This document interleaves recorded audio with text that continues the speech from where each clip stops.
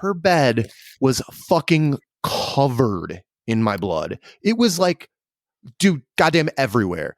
The next night, I'm just like, hey, do me a favor and like never get murdered. Because if you go missing and people come here, I've covered your condo in my DNA. Like I'm the first person they're coming to get. They're going to lock me up. I'm going to give almost immediately. Like, do not let that happen.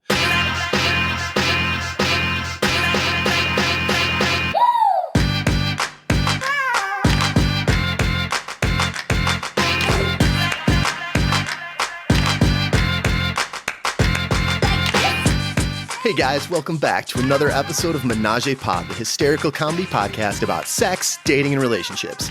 I'm TJ. As always, I'm joined by my co-host, BFF, and the chips to my guacamole, Jenna. What's up?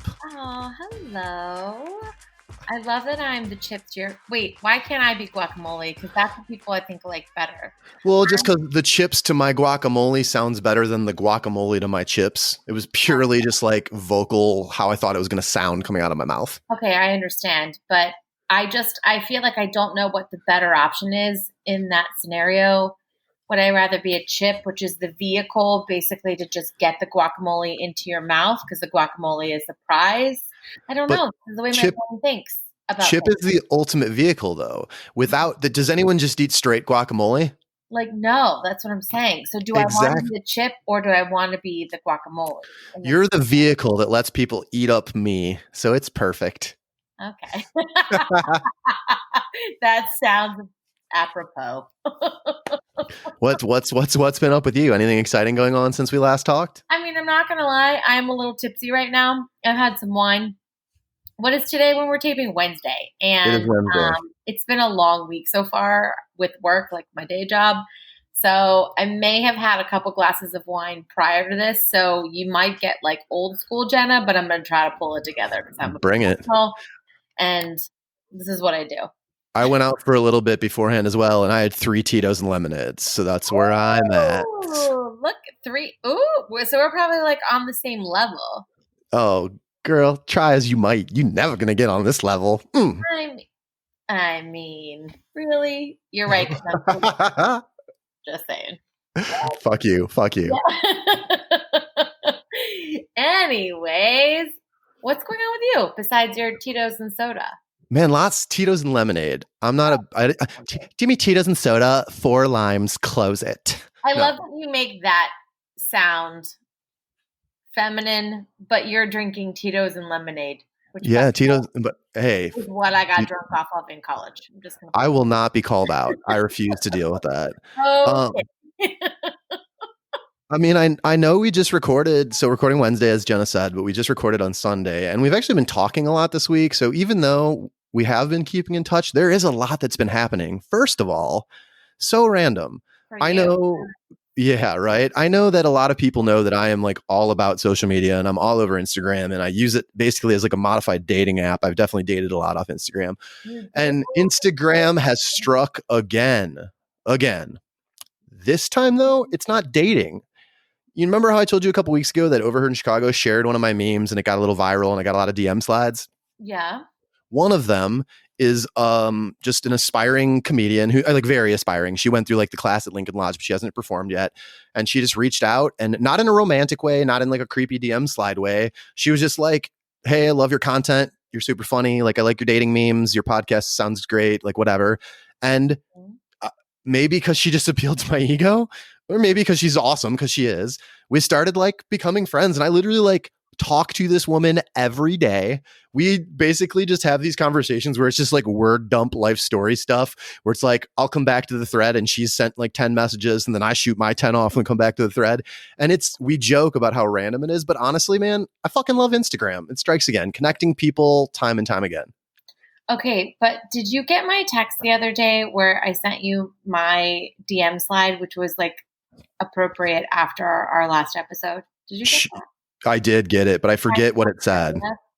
Okay. So the guy, he was from Australia and basically he said to me, hey, I found your articles in the Huffington Post. That's right. Yeah. Just wanted to like tell you I thought they were really funny. You're really pretty, blah, blah, blah. And here's what I always think is funny about this is that the Huffington Post was like 10 years ago plus. So when people always find those, I think it's really funny. And so I was like, can I just like ask why you stumbled upon that? Like, were you just, and honestly, like the way it was broken out as my stuff was like Chicago based. So it was very localized in the Huffington Post. So I'm like, how did you in Australia find my stuff here in the Chicago section? Like it's a very specific Sure. search. And he basically was like, I'm not going to lie. Don't judge me. I searched pickup lines. And I was like, nope, judging you hardcore. And he was like, so I searched pickup lines and the article, there was this article where this guy uses pickup line. And it was like, is your dad a baker? Because you've got great buns or some shit like that. Love it. Yeah. So that article came up, I guess, when he was searching pickup lines, which I thought was really funny. And then, of course, because I am, if I'm nothing, I'm not like very much a seller. It's my day job. Sure. So I turned around and I was like, but if you thought that was really great, you should listen to our podcast. You'll get a lot of really great dating advice there. You should check it out.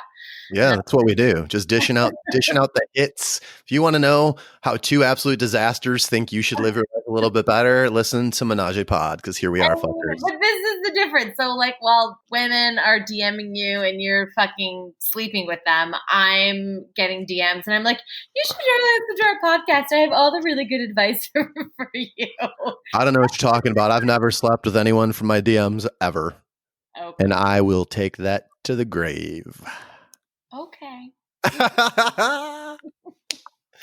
What else can you tell me about? That's a good segue. So, we talked a little bit. I know the last couple episodes we've been kind of mentioning that I've had been like talking to someone, and it honestly could not be going more good right now. Jenna, I swear to God, like this woman is incredible. She is like so hot, so fun, so like smart, funny, interesting, like just wonderful. And no other people on the scene. I've cut the roster down. There's no burners. It's just one burner, one girl, super stoked, hoping for the best. So keep your fingers crossed for me, friend. Can you do that? I think I can do that for you. Yeah. I appreciate it. I appreciate that. I'm here for you. I mean, and so like the next couple of days, man, tonight we're recording a podcast. Tomorrow night, I have a date with that wonderful girl. The following evening, Jenna and I are going out to dinner and to talk business and catch up. So I'm super stoked about that. And then Saturday, I'm going out with some friends in the city. So it's going to be like kind of an action-packed next couple days for me. I'm excited about our friend date because I feel like we're going to come up with so many good ideas for this podcast. Me too. I could not be more stoked. How to expand our brand. And, I'm glad we're getting to go out because I was a little sad that you weren't able to join us. I mean, we didn't invite you, but I have a feeling you would have gone either way. Even ask. I have plans, but still, you don't know. Yeah. So on Sunday after recording with Chicago comedian Zach O'Ryan, he and I met up with Dale McPeak, another Chicago comedian, and went out for some drinks. And man, I was like feeling good. But the best part, Jenna, you're going to fucking love this. We had this cute, like younger waitress. And at one point, Zacho gets up and goes to the bathroom and she comes over and she's just like, hey, your buddy, like, is he single? And I was like, oh yeah, he's single. What you need to do right now is follow this dude on Instagram. And she's like, oh, would that be creepy? And I'm like, no, he's like a comedian and an actor. He loves the attention. I'm like, just give him a follow. So she says she's gonna, but then doesn't. And when Zacho comes back from the bathroom the next time she comes up, I like call her on it. And he like brings it up, pulls up his phone, follows her right in front of him. And the minute she walks away, I was like, dude, you owe me big. I'm like wingman of the year. I feel like I did my duty there. So he got a new follow from an attractive young woman. So hopefully we'll see what happens there. Maybe there'll be a good story to share on a future episode. Can't wait to hear that story. Although I have a feeling it's not going to go anywhere, but a new fan. But sure. I don't know. Come get these jokes. That's what he says, right? Yeah, totally. Two more things. This will be super. The first one's really quick. So we talked about last week. I am doing stand-up. This releases on Monday. It'll be Wednesday, August 26th. The show starts at 6 p.m. So obviously not all of our listeners from Chicago. And right now with these shows socially distanced and capacity pretty small, it's like only 20 seats or something. But it will be broadcast online as well. And I'm going to make sure to include that link in the show notes. And we'll share it on social media the day of. So make sure that you're following us on Instagram at Menage-A-Podcast. So that's all on that. But this last thing. Well, wait. So I have to say, friend of the pod, as we all know, because we've talked about him a million times, our friend Derek is going to be joining me, and we may get drunk and watch stand up streaming. I don't want to make you nervous. You're not going to make me nervous. You guys are my safe space. We're big supporters, and we'll be drunk, so we're laughing at everything. That's the plan. I appreciate it. I'm going to hear your laughter in my head, and that's what's going to get me through this whole thing. You are. We're there supporting you from afar. You are the best.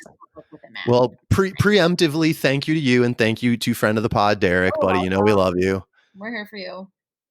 You always are. Okay, one last thing. So, Jenna, I know I just told you that I went out beforehand with two friends for a couple drinks before we recorded. Here's the story. This is fucking insane. So the two girls I went out with are named Jackie and Nicole.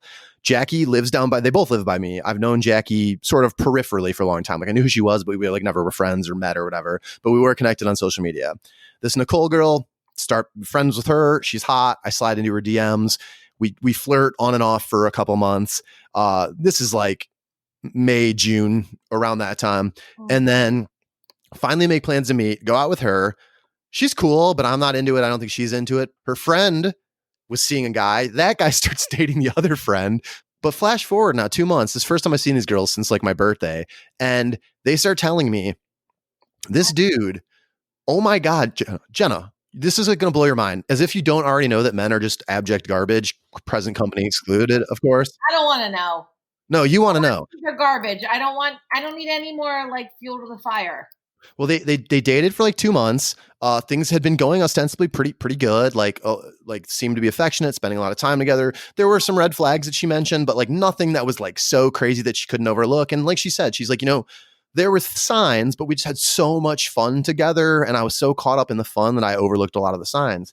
So flash forward a couple months, they have this night together, and the following day he's just like radio silent. She doesn't hear anything from him, which is kind of like, when you say fun together, they slept together, yeah? No, they like hung out. They like spent the day together, went to like on a date, like went to dinner or whatever. They like literally like she's like, we would watch movies and like play beer pong in my kitchen, and like just like they seem to genuinely like each other a lot. Okay. But so dude goes radio silent for like a day. And then the next morning she gets a message from some girl that's just like, hey, just so you know, you're not the only one he's dating. This is my situation, and this is how long we've been talking, and there are others. And the woman, and it wasn't like, hey, girl code, just so you know, it was like, fuck you, slut, and like getting after her. And it's like, she didn't know at all. So she calls dude, confronts him on it. He immediately is like, yeah, she's dead. That's right. 100% honest. He's like, but I'm on my way to Missouri. I'm going with my like brother to this like lake house thing. You're great. I really want to work this out. Like, give me a shot. Like, let's talk this through. Why don't you come to Missouri to this lake house and we'll spend the weekend together? And in a master stroke of good decision making, she decides to go to this lake house. Go to the lake house, have like a great time. First night they're there, she's real drunk. They go back to their room. They start like they're messing around. They're naked in the bed, and all of a sudden the door opens and the dude's brother walks in. She's like right away, like, I don't know what the fuck's going on, but he goes in the bathroom and she's just like, oh, I feel like he's just drunk and he's going to use the bathroom and walk out. She's like, no, dude comes out of the bathroom butt ass naked with a raging fucking hard on. And he just like starts to get into the bed. And oh yeah. And she was like, I didn't even know what was happening. And like the dude I was dating was like, yeah, like antagonizing it and like, let's do this. And you want to do this and come on, like let him join. And she said like, they didn't technically have like a 3-way, but she's like, dude's dick was like on my face. And she's like, I was so uncomfortable. And I just felt like kind of just like, I'm alone in a hotel room with like 2 dudes and I'm drunk and I like, can't really like advocate for myself in this moment. Yes, yeah. I mean, but if you feel like, you don't know that. I know. Really, it's like how someone feels in a moment when you're feeling like potentially like victimized or even not even. And I don't want to over serious it because I wasn't there and I don't know the mood. But if she felt uncomfortable, it's like who knows what someone's feeling. So, dude's doing all this shit, and he finally like it ends. Guy gets out of the room, and the next day they're still all together, and she's just trying to make the best of the bad situation and trying to like minimize it and like act as normally as possible. And the guy she's seeing is like playing volleyball. So she's just like, talking to the brother because he's sitting there. Well, dude gets pissed, is like, why are you talking to my brother? They get in the car and he's like, that makes me uncomfortable. And then he proceeds to say like, we've done this before. We've three-wayed like other girls or had these crazy things with other chicks.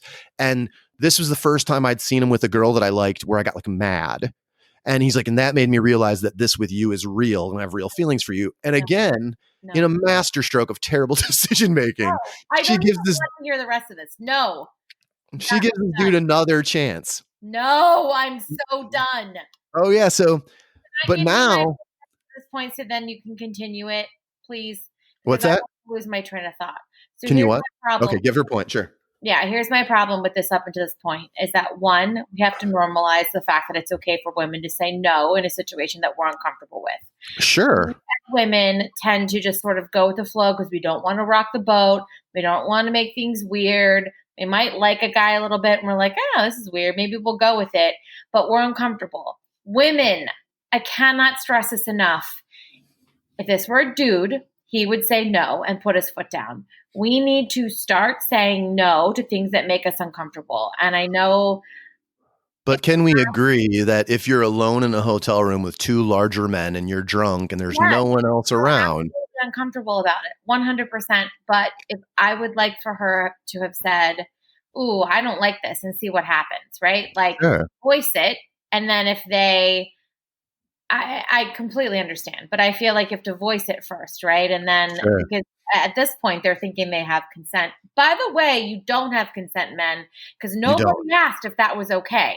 So you really actually don't have consent, but they're operating as if they do. But the fact that there was no voicing of, hey, this isn't okay with me, just sort of makes them think that maybe it is okay. So I just wish that in that situation, there would have been a little more communication. And I mean, who knows how that would have played out? I have no idea. She has no idea.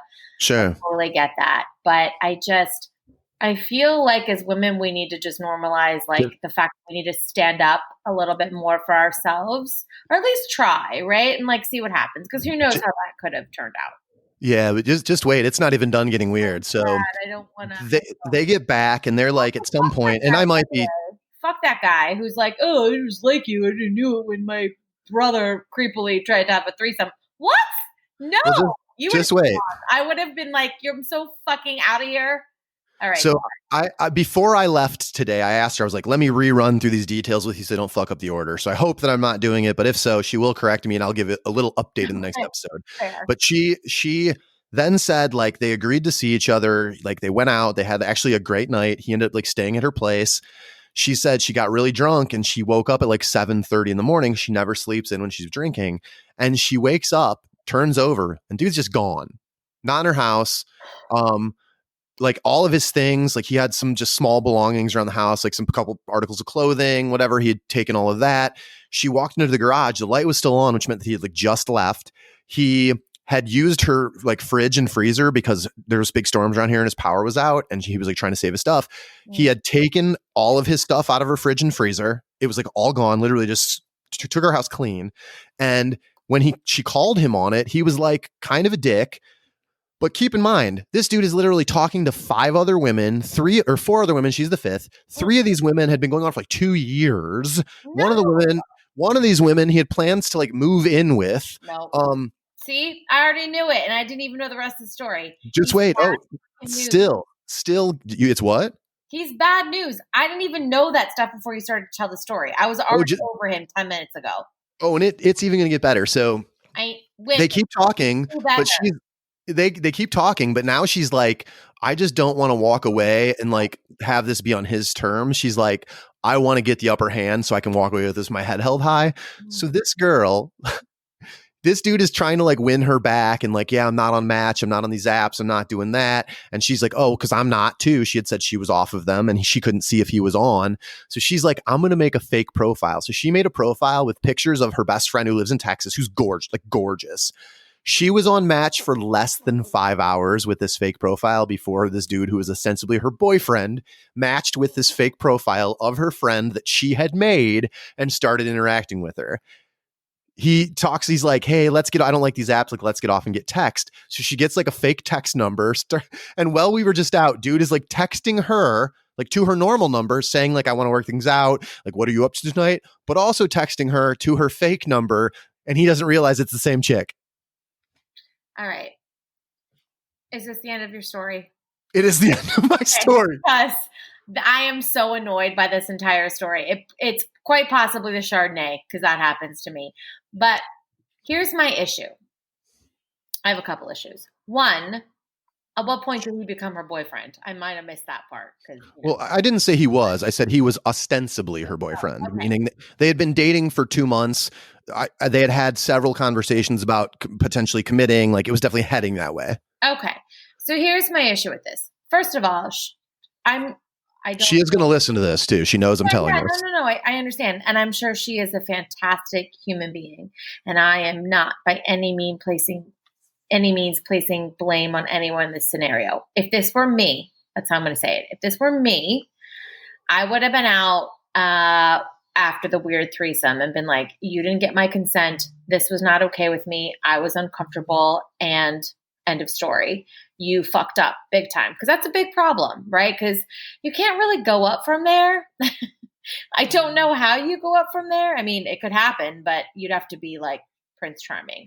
Oh, as she was telling this story, I just kept saying, wait, you gave this motherfucker. And I feel like, honestly, I almost wish that we had just had her on to tell it, because I just spent 40 minutes listening to one story and she was like spinning a yarn. It was fucking insane. No, I know. Maybe we will. I think my issue with this, though, is that, like, at a certain point, when do you stop?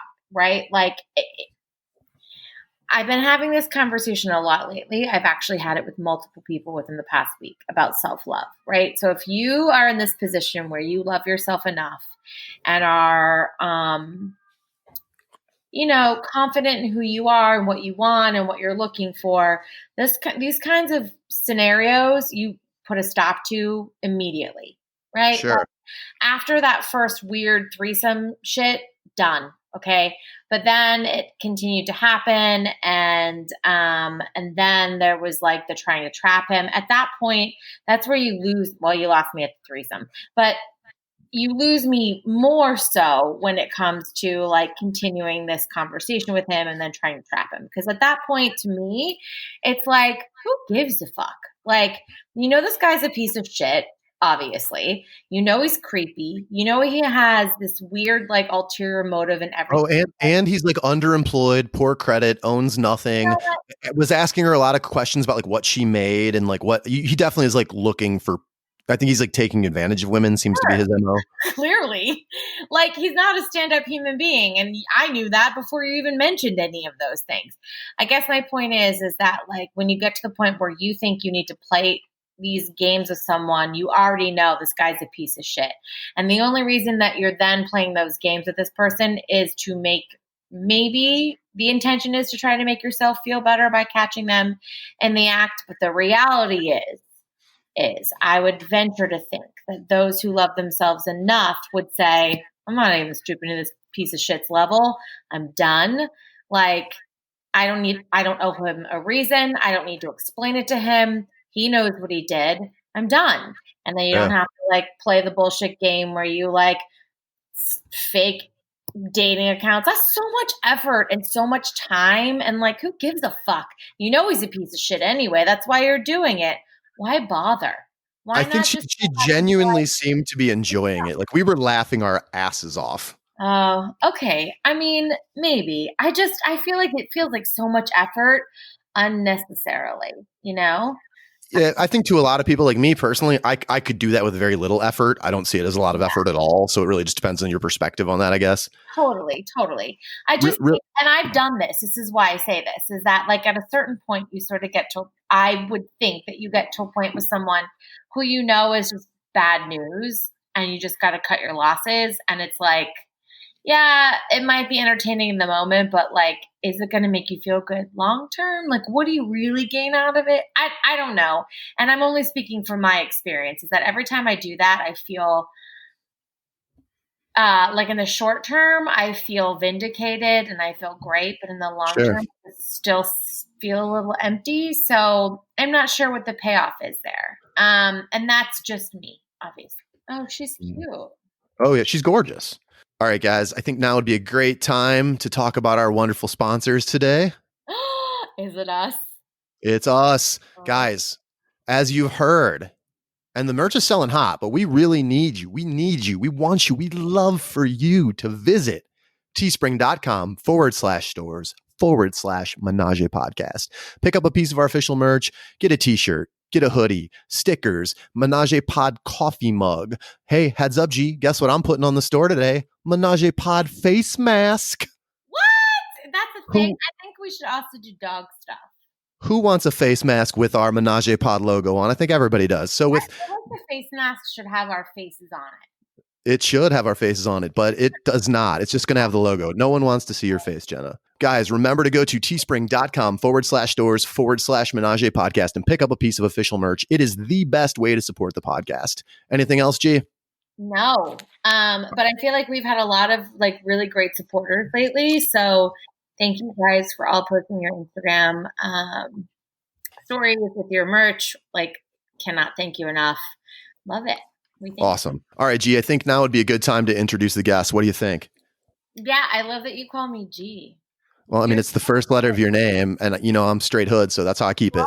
You so are. All right, go. I'm in it. All right. Well, as usual, but just so much this week, it is my pleasure to introduce our guest. He's a stand-up comedian, host of the Lobo Den podcast, and just an all-around wild man. I have to be honest here. Our first contact was through DMs, and he led with the craziest elevator pitch I've ever heard in my life. And we could not be more stoked to hear all about it here today. So with no further ado, ladies and gentlemen, Jhovany Diaz, welcome to the show. Hi. That's true about that elevator pitch. That was bananas.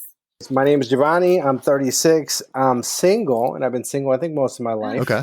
A few serious relationships. Like, yeah, my elevator pitch was basically, hey, I've returned 2 rings to Jared, $4,000 in strippers in Miami last weekend. I went to church for a few months, 3 months for this girl. Basically, I was a fake Christian. So I was like, hey, want me to do your podcast? So that was basically the gist of my elevator pitch. Yeah. Yeah, I was definitely here for it. So why don't, since you just brought that up, man, I think there's a lot to unpack, and definitely some things that as we went through this, Jenna and myself, when we were writing the outline and just talking about you and how excited we were, there were a few questions that we definitely had. So, you know, you said you've never been married, but you've been engaged a couple times. One of these, go ahead. Yeah. Dig in. Dig right in. Go ahead. I returned 2 rings to Jared, engaged once, but never married. Okay. All right. What happened? What was the situation there? So the first engagement was basically the girl already broke up with me. She broke up with me, and I was in my early 20s. I didn't know what to do, so I was like, all right. In my head, I was like, I know what to do. I'm gonna go to Jared, buy a ring, and propose to her. That was my reaction to getting dumped. Because I was like, you know what? She's breaking up with me because she doesn't think I'm taking this seriously, and I'm not committing. So I went, I bought the ring. I think I proposed in my car or her car because I think I was borrowing her car at the time. I don't even know. Yeah, I think I might have been borrowing her car because I didn't have a car situation. Don't have a car, but you're buying an engagement ring. Come on, man. Get your priorities straight. Yeah, dude. And I think I was borrowing one of her because I did crash 2 of her cars at one point that I borrowed when we were in together. But anyways, I'm like in the car. I was like, you want to get married? And they brought the ring out. She's like, okay. And you could tell, like, it was one of those, like, all right, I'm taking this now because I don't want to like break this dude's heart, but this is going back. And a week later, we went to some diner. And she's like, look, she gave it back to me. He's like, I can't take this. I can't do this. So then I was stuck with this devil ring for like a year or two because nobody wants to buy it. Like, it was a great deal. I had it for like $500, but nobody wants. It was a great diamond too, like a VSI one. I forgot which one it was. One of the higher level diamonds, sure. But no, nobody wants to take a cursed ring, you know, like, we don't want. Man, I feel your pain there, bro. I dated someone on and off for about 2 years, and we just broke up early this year, and I had bought an engagement ring for her. And it was definitely the most expensive thing I've ever purchased in my life. And I've been married before, so it definitely dwarfed that ring. And what's that? It did? The ring that I bought for my ex-wife was like $1,000. The ring I bought for my ex-girlfriend was like $27,000. So, oh my God, extremely big difference. For $1,000, that's why it didn't work out. Yeah, so I bought this ring, dude. I planned like the sweetest proposal ever. I'm like, everything's in place, and like 5 days before I'm gonna propose to her, she dumps me. Gets better. So we get back together like 2 weeks later. And this is going for 2 years, man. It's on and off. It's back and forth. Every 3 months, she breaks up with me. I now have told her that I have this ring. She knows I've got the ring. She knows I want to marry her. We have these conversations where we talk about our like future and what that looks like and whatever. finally, after all this back and forth, we officially like end it. And now I had 90 days to return this ring for its full price. And I was like watching that timeline for as long as I fucking could. And once the ship set sailed, I'm like, man, what am I going to get for a $27,000 ring when I sell it back to a jeweler? If you have that question, it's $11,500. That's how much you get. So I ate 16 grand on a fucking dumb ring. Ugh. Rings are expensive. I went with my ex-husband to buy ours, or mine. Really, let's not kid ourselves. It was really just mine. And I feel like I kept going, whatever you can afford. Like, don't look at me. Like, I'm just here to help design it because I knew. Look, the thing is like, is that where Jhovany went wrong? Is he didn't bring her with to design the ring, Jenna? Is that what you're saying right here? It might be. No shade, new friend, but you know, I don't know, maybe. Or maybe I shouldn't have bought it after she broke up with me. That's fair. That's a strategic error if I've ever heard one. And this is, I'm trying to think if this is after because we lived together for like 6 months. And I think I might have proposed after she moved. She was, because that's another story how we ended up living together. This is another dumb young 20s move. She got in a fight with her mom. She wanted to move out. And then I was like, oh yeah, why don't you just move in with me and my mom? Right. And then she moved in. And the only reason I asked her to move in, and this is true, is because I thought, okay, in that moment, I thought, okay, if she moves in, for sure, I'll get laid tonight. Right. And that's it. And that's only, and then I remember like she came and, she came, she moved in. We did have sex. I remember after coming, I was like, fuck. Like, what? Can I curse on here? I'm sorry. Oh, yeah. Curse. Say whatever the fuck you want, man. Go. Okay, and I was like, fuck. I was like, really?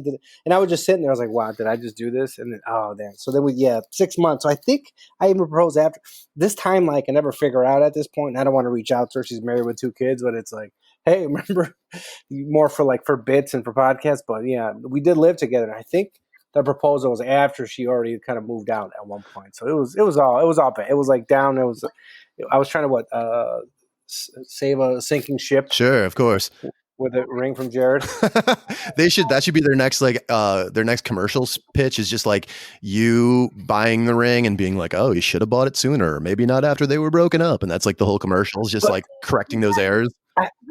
I had a bit about that. I have a little bit about that, the Jared bit. And then it's a bunch of times after I do a show, it's always a dude who goes up to me. He's like, man, that happened to me. I was like 29 days. But like some of the dudes who tell me they were able to return it on time, and some of them missed that window, and then weren't able to return it on time, and they got stuck with these rings. Like, wait, the return policy is 29 days. Well, like 30. A lot of places are 30, 90, depending. It's going to be between 30, 60, 90. And then so 29. That's the guy who just made it. You know what I mean? So that's the guy's like, man, his was it Jails? I don't know, not Jails. I forgot the name of the other. Zales.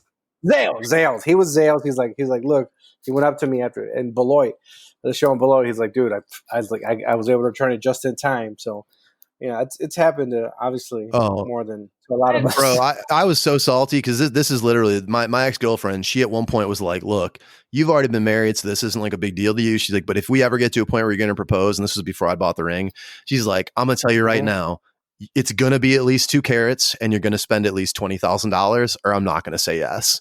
And I was like, I don't know if I can marry somebody like that. Yeah, I mean, clearly I couldn't marry her either because I'm now dating somebody else. So fucking touche on that. But I have a lot to say about this as someone who is a diamond expert now.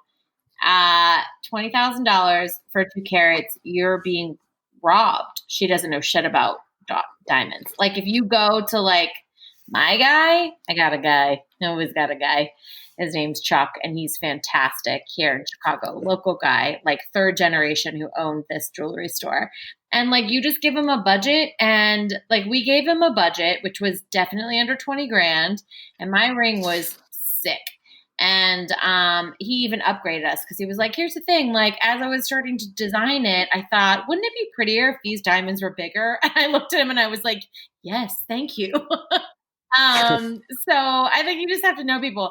That was my first mistake, going to a Jared. I mean, although I actually don't know if you'd be able to return it to like an actual jeweler. They may not have let you return it. I don't know what that return policy is. But so maybe it was good that you went to Jared's. But you went there twice. I feel like they should give you like some sort of like fucking like a punch card or something. I'm never going there again, dude.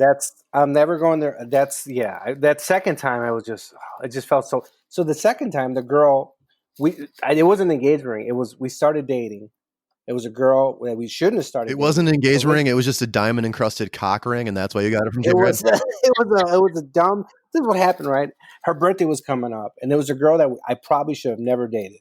We were just kind of friends with benefits, and we had a good little relationship. And I pushed it to some. In my opinion, I pushed it to something it shouldn't have been, and tried to make it serious. I was like, so then we dated. I remember I think like we dated for about 28 days. To be honest with you, I think the number was 28 days, and we were in the back. It was her birthday was coming up, and I was like, I didn't know what to get her, right? And I was worrying about these things like her birthday. I was like, when am I going to post on? I was worried about posting on Facebook. It's like, well, we don't really post. What's going to happen?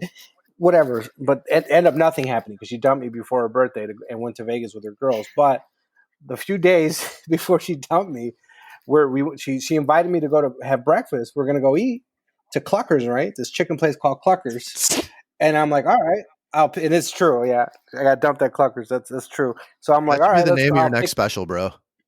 I got dumped at Cluckers. Yeah, I love it. So then I'm like, all right, I'll pick you up. And she's like, no, don't pick me up. I'll meet you there, right? And then I don't think about it. And I was like, now looking back, it's like you start getting these clues. Like, wait a second, why is she meeting me? Why am I not picking her up? So then I go, we eat, I pay. We're in the back. She's like, hey, let's go in the car. And then she started with that language. She's like, oh, so she was a smoker, right? So she was she lit up a bowl, and I wasn't really a smoker, but when I dated her, I smoked a bunch. I tend to do that sometimes, to go chameleon. And then I was smoking like I think all the time. I was smoking all these bowl packs with her. I don't know. I'm smoking right now. No judgment. So then, so we're smoking, and she started asking me those questions like, oh, so I kind of been meaning to ask you something, and I was like, this is good or this is bad. And then she's like, oh, I've been thinking, maybe we should just, be friends. And I was like, oh, and I remember I tried to put my poker face on because I didn't want to let her know she broke me. So I was like, oh yeah, that sounds like a good idea. Sure, whatever. And in the moment we're in my car and in my trunk, I have that dumb Pandora Jared ring that her friend told me to get her for her birthday. She's like, oh, I think she likes this ring. Oh man. And it's just sitting there, right? And I'm like, fuck, dude. And I was like, whatever. She leaves and I go. And I remember the next day I was late to work because I had to go to Jared in Schaumburg, buy my job, go in there and like return it. But this, I was just there, and they were asking me these dumb questions. And I was like, no, I need to return it. I don't want it. It's like, just give my money back, basically. They're like, let me rehash your trauma for you too if you want your ring back. It's like, dude, get out of my face. Just give my money back. I want I need to go to work, and then that's it. I'll never go to Jared again. I just at this point, it's like, I'm jinxed with Jared. I mean, that's what I was going to say. Like, what do you mean they asked you questions? I'd be so pissed. I'd literally just look at them and be like, "Fuck you, take this ring back." Yeah, look, I have a receipt. I have a ring. Like, wow, like the nerve. But I get it. You know what? I'm in sales. You can still you always want to save that sale if you can. It's your job. Like, oh, is there something wrong with it? We can help you out with next. Like, no, dude, there's like I say on stage, like, there's something wrong with me. Give my money back. But I got my money back on that one. I got my full money back.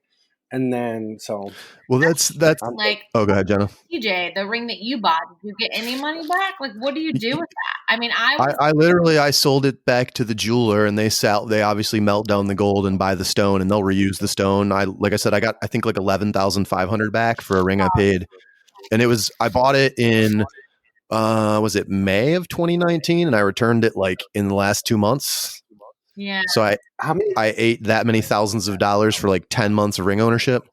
Yeah, I mean, that's not terrible because I guess, I turned mine into a completely different, diamond encrusted cock ring. I'm gonna make that joke hit. Yeah, you just keep giving me options. I did not. I made it into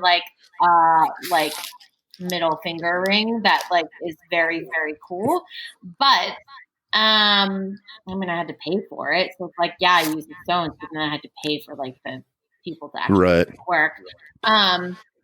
But I just kind of think, what do people do? It was rightfully mine. We were married, so it was mine. But I always wondered what people did. Do you give the ring back? If, you said no, if you don't end up going through with getting married, does the woman give the ring back? I think yes. So this is totally. Oh, my iPod. Go ahead. But that reminds me of an iPod story, but go ahead. Well, so there is legal precedence for this. A ring is literally an indicator of a contract. And if the contract is not fulfilled, the man, I mean, he may have to go through some legal channels and it could be a pain in the ass, but he 100% has the legal right to get the ring back. Mm-hmm. For sure. I agree with that. Because like, what's she going to do with it? It means nothing to her, obviously, if they broke Yeah, it and off. think of how many hookers and blow you can buy with $11,500. So many. Well, it depends on the hookers and blow. It's all equality. It's a quality quantity conversation. It's a tale as old as time. Yeah. But look, This iPod story. What do you got? Hold on, I'm just doing some math. Get a few zips. Anyways, okay. But look, actually, that's a good amount of blow. Anyways, the iPod. Hey, I don't want to get into that. But the iPod, it was the same girl, right? So it was the same girl, and this was after we had a breakup, and then we got back together. This is the pre-ring breakup, I think, because the ring one was only about a week. So there was another breakup we had, and this is when I was younger. I remember like what she told me, like, oh, what's the line you give to people? Like, oh, I need a break, right? Yeah. And I thought a break really meant, oh, we're just taking a break.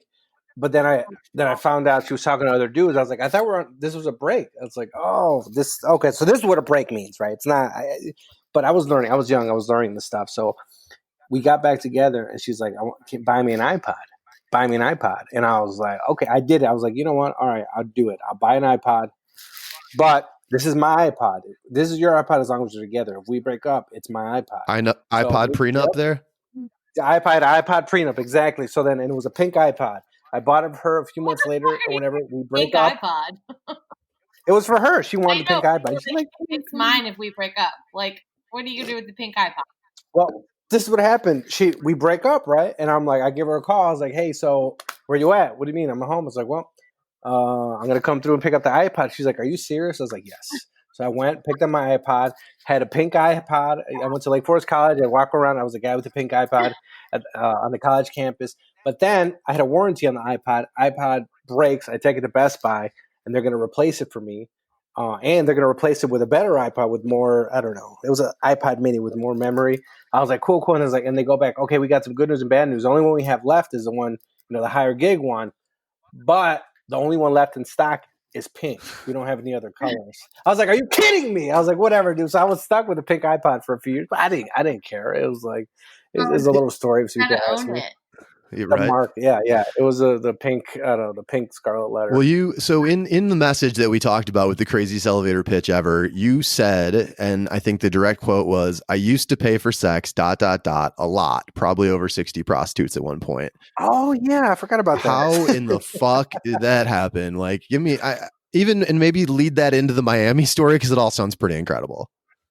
Yeah, when I was a younger kid, I would caddy and some old, you're young. What was I? 16, 17, and some older caddies took me to a prostitute, and then I was like, oh whoa! And I remember I had sex with a prostitute, and I was like, it was a weird, caddying, right? Golf, yeah, caddying for sure, yeah. For rich dudes. Okay, so then I remember I had sex with a prostitute that first time, and I was like, afterwards, it was the weirdest feeling. Like, man, this is weird. I don't know. Was it good? I don't like the feeling. It wasn't good. I don't know if it was. It was just. I was so taken by that. I just paid for sex. It just felt so weird and shameful and dirty that first time.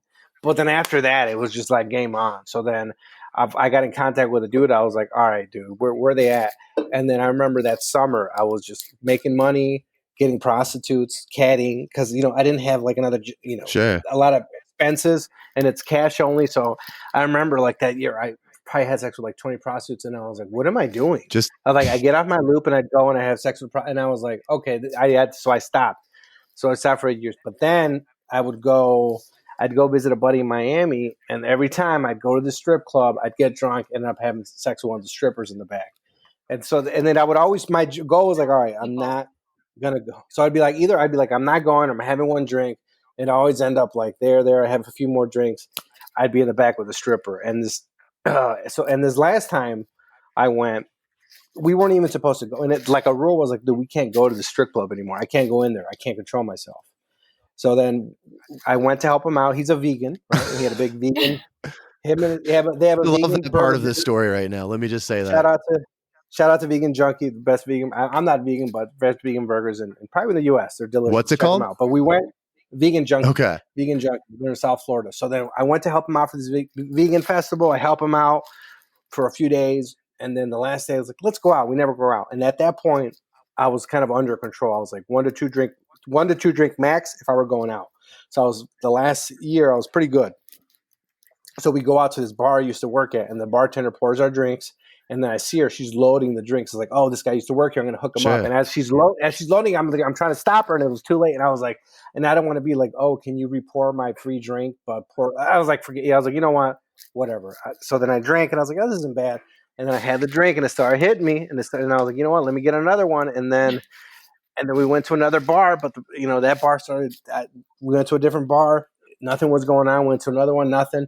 So finally, we ended up at this strip club, and then now I'm pretty buzzed, right? And then, I mean, my friends call me Lobo when the Lobo comes out, Sure. which is wolf in Spanish. That was a nickname. That's what I got. Basically, it was my dad's name, my name, and it's like, the Lobo's coming out, and he sees me, where it's like he's like, hey, dude, let's go home. You don't have to do this. I know where this is going, but it's still early night. We can go home. It's over. And he told me. I just looked at him, and I was like, man, do your thing, Playboy. And then he got an Uber, went back to his family, and I went to the back with the stripper, and then she brought another stripper, and then the strip club was closing, so they're like, hey, you want to go to a motel? So we went to the motels on Calle Ocho, these little motels where I guess they have all these hookers and strippers there. We went back, we went to the strip, we went there, and then we partied there till honestly, I was with one of the strippers until about 5 p.m. But we did order like cocaine like 2 or 3 times. That sounds like a pretty legendary evening. I mean, I broke a toilet too. I broke a toilet that night at the hotel and I cut my toe because we ran out of booze. Like I kept paying for it was like a 2-hour place, and I kept paying for it. And actually, they were bringing. So it was like a real classy top shelf establishment. Yeah, they were bringing us Coronas and stuff. But at one point, we ran out of booze, and before we went there, I bought some cheap bottles of wine. So then we didn't have any booze, so I was like, this is all we had left. We didn't have a bottle opener, so I was like, all right. I had the smart idea to go in the bathroom and try to open it by breaking it against the toilet. Ended up breaking the toilet. And then later, I forgot the toilet was broken. I went to the bathroom to go use the bathroom. When I flush, water goes all over the place, and I ended up cutting my foot on one of the pieces on the toilet on the floor. But the stripper did wrap it up for me in some toilet paper. Her day job, she's a RN, registered nurse. Yeah. She still follows me on Instagram. One of them, she's pretty hot. But it was like, but have gangrene, and you still have a foot at that point. Yeah, and I remember I was sitting, and then it was like 5 p.m. and I was like, let's go. So we took an Uber.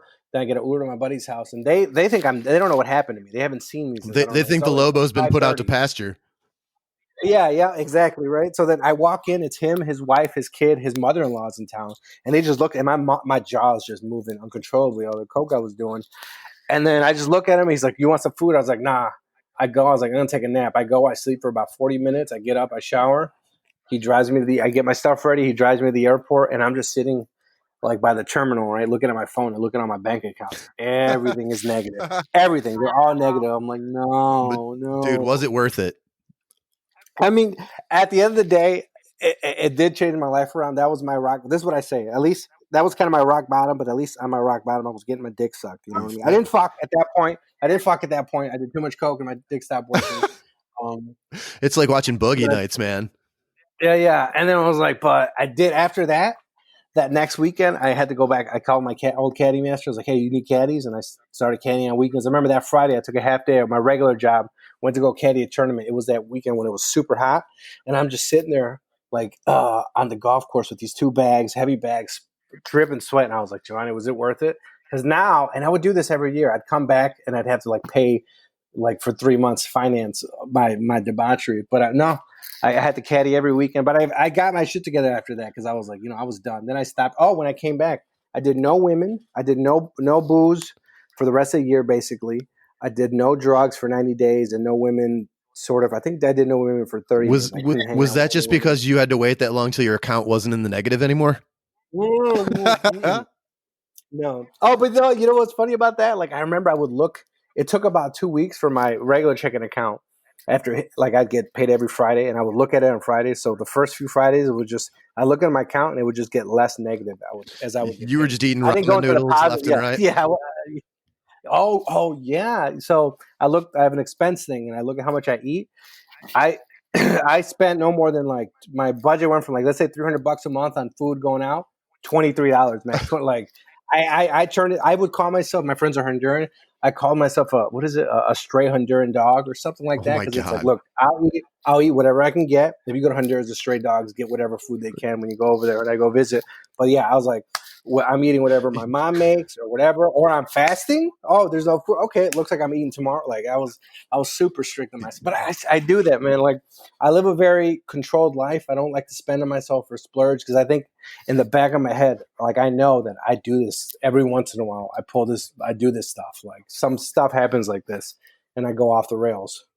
Dude, that's incredible. Man, when you were talking about, granted, this is a little bit different, but when you were talking about cutting your foot and breaking the toilet, that was killing me.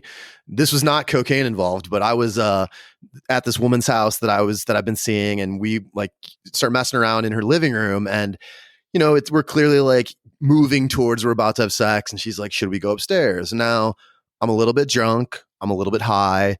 She's the same, and we've already like started messing around, so the momentum is going that way. So we go up the stairs. Her bedroom, the lights are off, and like we immediately just start like stripping, getting ready to do it. And as I'm walking up to her bed, man, I like cracked my foot so hard on this like fucking stand she had at the foot of her bed, and like, dude, it's like 1 a.m. It's dark. I'm fucked up. I'm about to have sex. I don't even care. I'm just like, what? Like, yeah, it hurts, but who fucking cares? So we get in the bed, like, whatever happens. Next morning, I wake up and I go to walk down her stairs. And like the minute I put my foot down, I'm like, oh my God, what the fuck? I look down, man, and my foot from like my ankle to my toes is just like crusted blood all over my feet. I got like, dude, I got like a 2-inch gash that's like wide ass open, deep as fuck on the top of my foot. And I'm just like standing in her kitchen, just like, oh fuck, she's asleep. Like I'm afraid to go back to her room because it's probably a goddamn crime scene, dude. So I get upstairs. I hear her voice. And I'm like, hey, like I got some bad news. And she's like, what's up? And I'm like, that when I hit my foot last night in your room, I'm like, I think I did a little more serious damage than we like realized. And I showed her and she was like, oh my God, TJ, like you're bleeding like so badly. And I'm like, yeah, we need to check your bed. Dude, her bed was fucking covered in my blood. It was like, dude, goddamn everywhere. The next night, I'm just like, hey, do me a favor and like never get murdered. Because if you go missing and people come here, I've covered your condo in my DNA. Like I'm the first person they're coming to get. They're gonna lock me up. I'm gonna give almost immediately. Like, do not let that happen. I don't think women do this, right? Like if a woman is about to have sex and it gets hurt, she'll stop. But like I think dudes, I've had sex with the flu before. Like I remember I had a headache, but it's like we have to. I feel like we have to. I had sex with a broken. I tried to have sex with a broken collarbone once. That was really painful. Like this girl that I used to have sex with, she hit me up. She's like, "Oh, you come over?" And I was like, "Sure." And I was like, "Man, but I didn't tell her." I was like, "Man, I have a broken collarbone, but it's like I don't want to fucking. I can't fail her." So I remember I You drove got a reputation to protect, bro. I know. So then I remember I shouldn't have on that one. I remember I tried to go on the other side, but it was like this is freshly broken.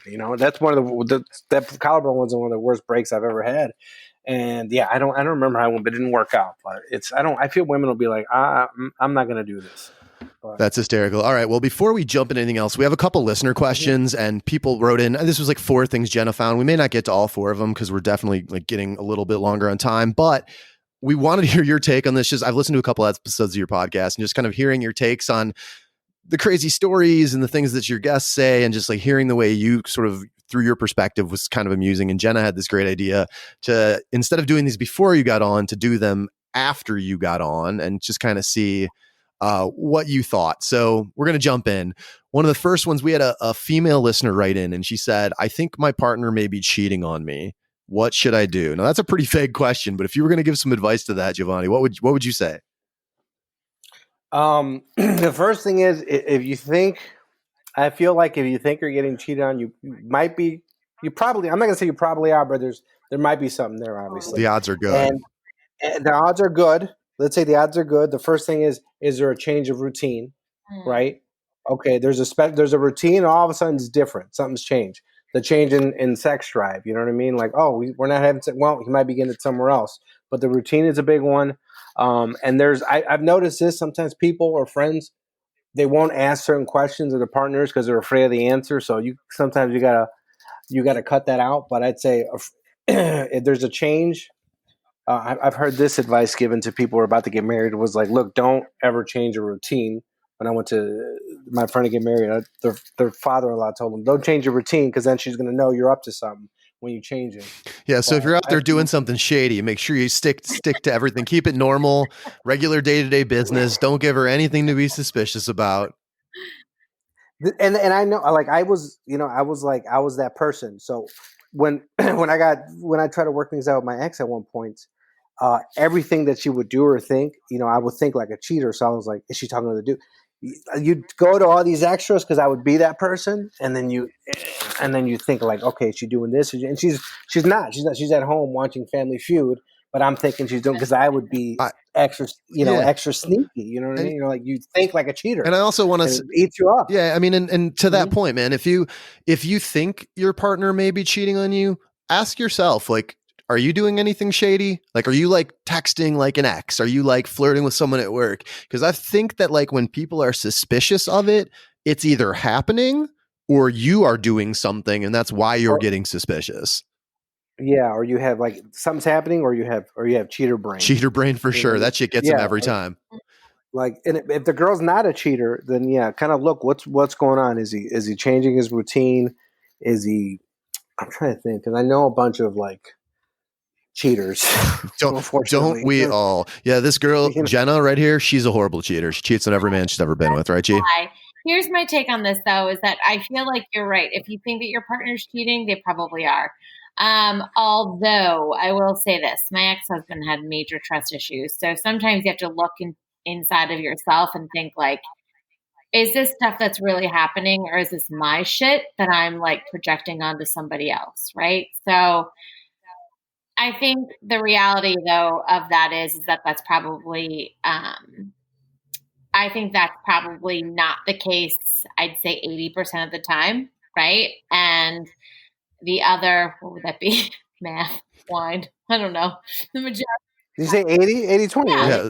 Right? And well, that's a simple one. majority of the time is that like someone is, if you're feeling that way, someone probably is being unfaithful, right? Like we all, and I can't speak for men, but I can speak probably for women. There's like that gut instinct, that women's intuition where we know something is up. No matter what you tell us, we know.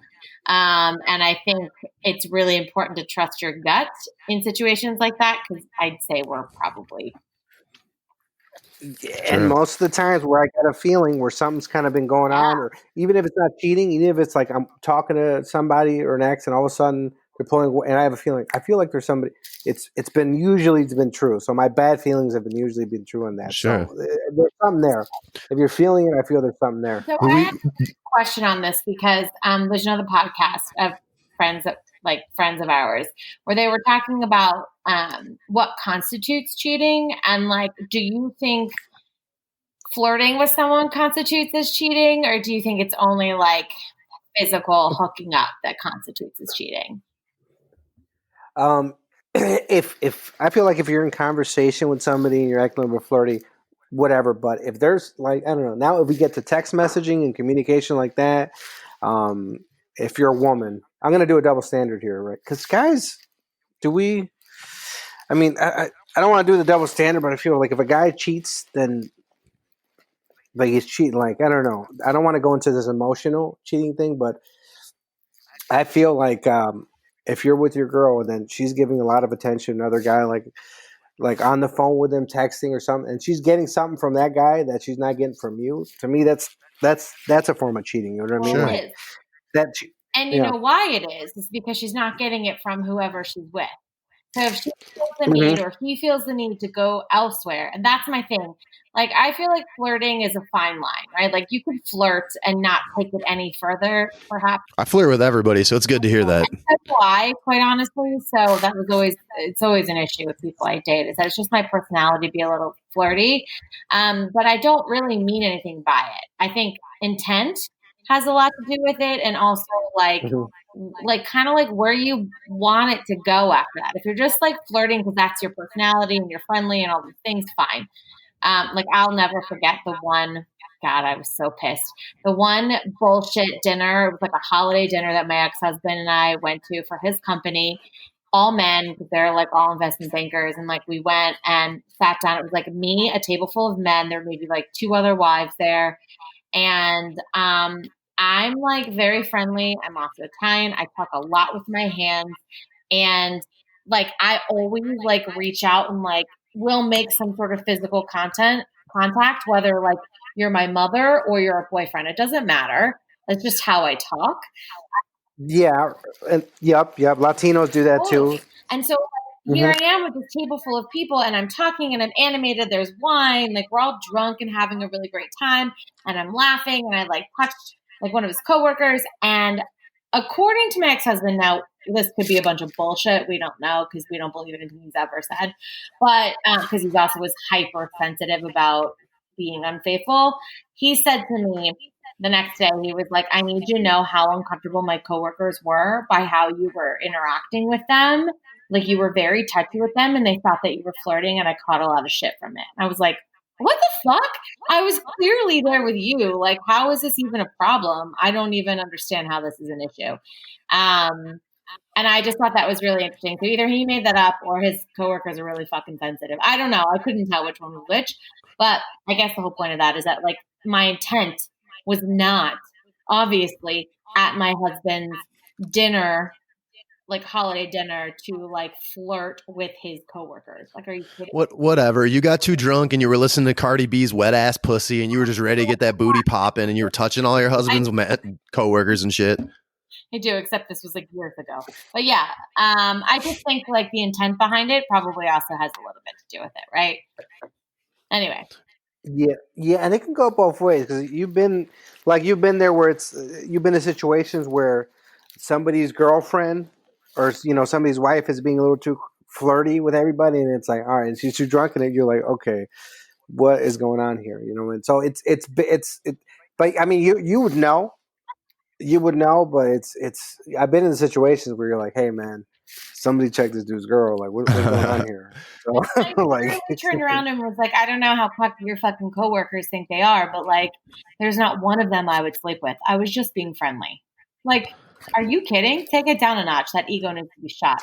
I really don't believe that his coworkers were that affected by it. I think that he was just talking on his ass because he's an insecure dude. Yeah, me too. Yeah. So beyond that, Jenna, I think you should ask the next question and maybe we'll wrap up with this. Okay. So the next question was, how do I get my partner to stop partying and staying out so late? And I figure based on some of the stories you've said already, you seem to be a good guy to talk to this to about this. The thing with that is, this is the thing. Look, this goes back. Somebody's not going to change unless they're willing to change themselves. You know what I mean? Like for me, so the last 2 years, I've kind of started coming down, but I had a few rock bottoms the last 2 years. Like a year ago, I was out partying, woke up in Kenosha. That slowed me down for a little bit. And then a few months before that, it was like 3 months where I was spending all this money on this bar. But I had those moments. And finally, like Miami was like, all right, dude, like I got to get it together. So now, but if they're going to party, you know what I mean? And they're not kind of going to stop unless they want to. So you kind of have to have that. You're gonna have to have that talk with them, in like a civil talk. Sure. You can't do it when they get home drunk, partying, and yell at them because nobody listens to you. Nobody listens when they're drunk, and nobody listens when you yell at them. If you're gonna yell at somebody, they zone out. Sure. Obviously. So I think you're gonna have that talk, but it's like I don't know, man. Coming from somebody like it took me a while.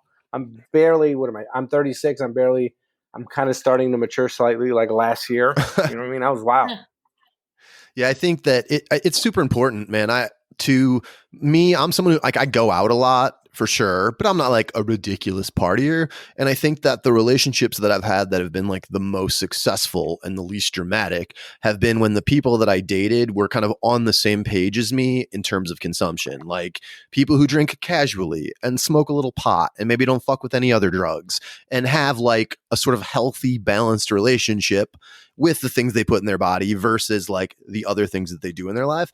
And if you're not aligned with someone in the beginning, if you think you're going to be like, oh, hey, I'm this sober fucking teetotaler Christian, I don't do shit, and I'm just met this dude and he is fucking party animal rolling through an 8-ball like every weekend with his boys and they're fucking nonstop, but I'm going to change him. Let me be the first to tell you, no, you are not going to change him. That's just not going to happen. People change, to Jhovany's point, when they want to change. When they want to change. Yeah. Exactly. And no sooner, no later. And if being with you in the relationship is like valuable, then maybe you can get them to see that that's what they need to do. But if you start a situation like that, I think you kind of get what you ask for.